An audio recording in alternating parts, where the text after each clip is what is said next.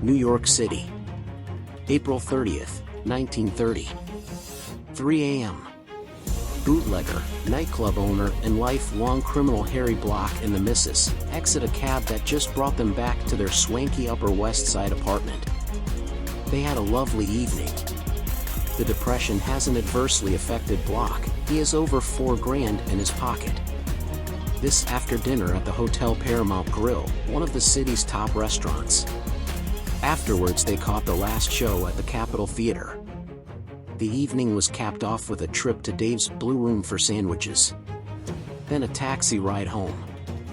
The doorman sees them arrive and unlocks the door for them, then heads into the elevator to take them up to their 15th floor suite. Mrs. Block steps into the elevator followed by her husband.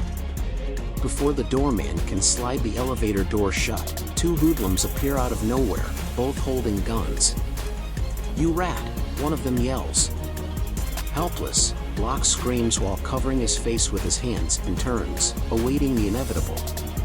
The lobby echoes with the sound of gunfire as bullets slam into the elevator, miraculously missing the doorman and Mrs. Block, who jump to the side. Two bullets find their mark, however. One clips Block's hand while another plows into his head. The gangster stumbles into the lobby and drops. The gunmen run to a sedan where a driver waits behind the wheel.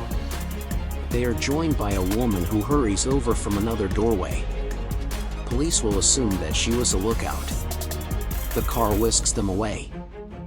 Back in the apartment building, the doorman wants to call an ambulance but Mrs. Block refuses. She doesn't want cops sniffing around. Instead, her husband is loaded into a taxi and rushed to a hospital where he is pronounced DOA. Block, who was 36, had a record of 12 arrests dating back to 1912. The most recent, from 1925, was for stealing 6 barrels of whiskey from a bonded warehouse with forged revenue papers. Since his last arrest, Block had become a Broadway big shot. In addition to any other enterprises, he was part owner of the Silver Slipper nightclub with fellow Broadway dandy, Billy Duffy, and the late Frankie Marlowe, who was bumped off the previous summer. He was also invested in the Cotton Club with West Side kingpin O'Neill Madden, whom police will come to realize he had met with just days before his murder. Unlike previous partner Frankie Marlowe, who died broke, Block, as his bankroll would prove, was doing well, and like the other big shots of his era, he went out in style in a $5,000 coffin.